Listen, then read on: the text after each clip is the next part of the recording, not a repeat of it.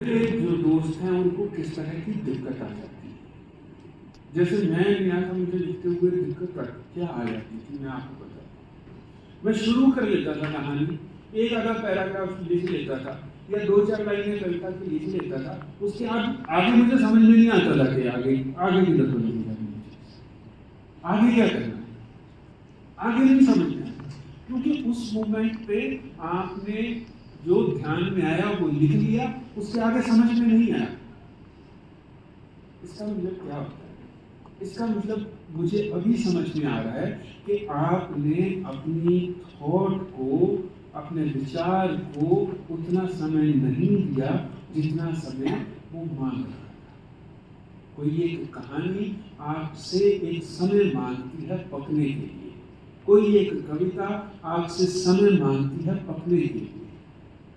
वो धीमी आंच पे धीरे धीरे पकती रहती है। जब वो पक जाती है, एक किताब है, अगर जिसको मौका मिले जरूर पढ़िएगा, जर्मन राइटर है एक रिल्के, उनकी एक किताब है letters to a young poet.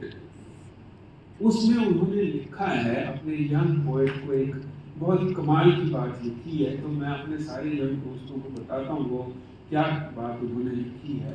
उन्होंने लिखा है कि मेरे कवि, यहाँ मैं कहानीकार भी कह रहा हूँ, मेरे कवि तुम तब तक मत लिखना जब कविता तुम्हें मजबूर ना कर दे अपने आप को लिखवाने के लिए।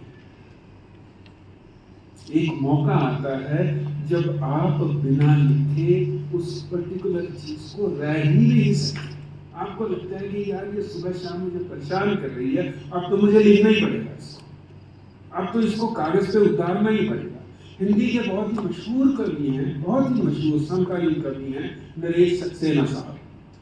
अभी पिछले दिनों में, पिछले महीने की बात है, मैं लखनऊ गया तो उनके साथ जब भी मैं जाता हूँ, लखनऊ में रहते हैं, लखनऊ जाता हूँ तो उनके साथ बड़ी लंबी लंबी बातें होती हैं, लंबी मुलाकातें होती हैं।